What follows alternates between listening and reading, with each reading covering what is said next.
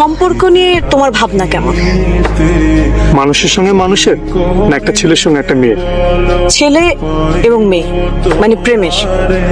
Paulo Coelho বলেছেন, love is the force that transforms and improves the soul of the world. ভালোবাসা পৃথিবীর আত্মাকে বদলে দেয়। এত মানুষের কথা কোট করো কেন? তোমার নিজের কোনো ভাবনা নেই?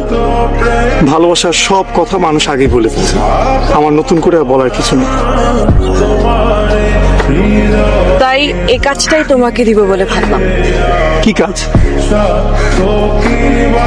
দেখো, মানুষ মানুষ কখনোই মানুষকে ভালোবাসতে পারবে না, কারণ মানুষ কেবলমাত্র তার নিজেকে ভালোবাসে।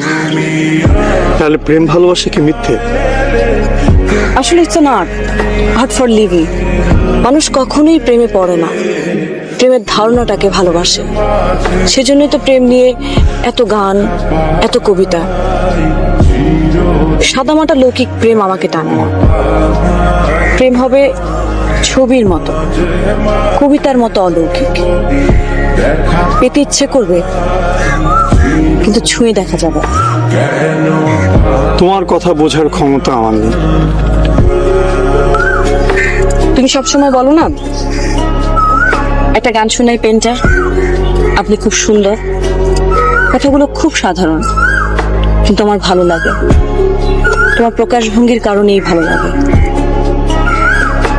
তাই ভাবলাম তোমার সঙ্গে থাকা যেতে পারে। আমার ভয় করছে।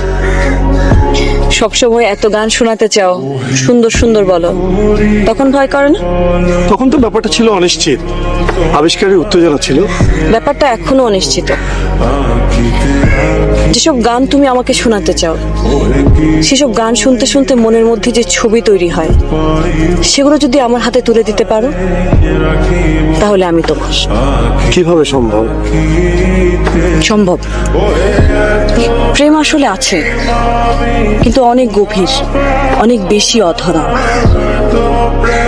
তুমি যেটাকে প্রেম মনে করো, সেটা সহজে পেয়ে যাওয়া বসবাসের চুক্তি ছাড়া আর কিচ্ছু না।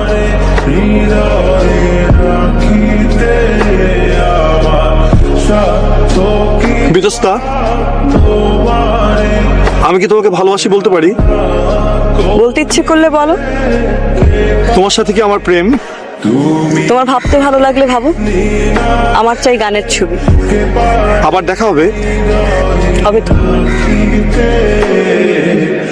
মাঝে মাঝে তব দেখা পায়।